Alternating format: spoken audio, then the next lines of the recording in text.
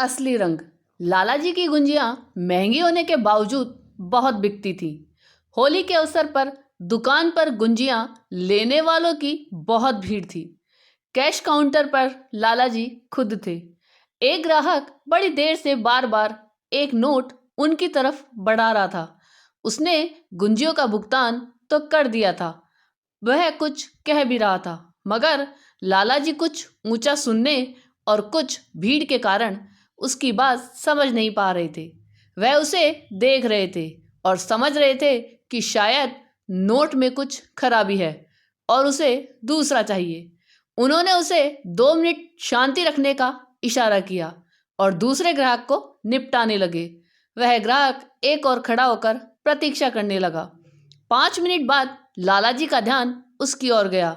जी लाइए, मैं बदल देता हूँ।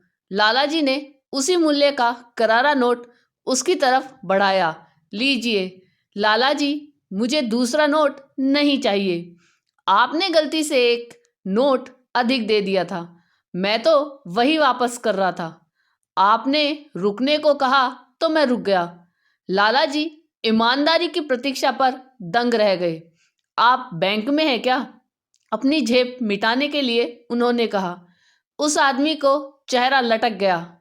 2 साल से बेकार हूं। एक स्कूल में क्लर्क था, मेरी नौकरी जाती रही। आप बेकार नहीं हैं, हो ही नहीं सकते। होली के बाद आप मेरे प्रतिष्ठान पर आ जाइए।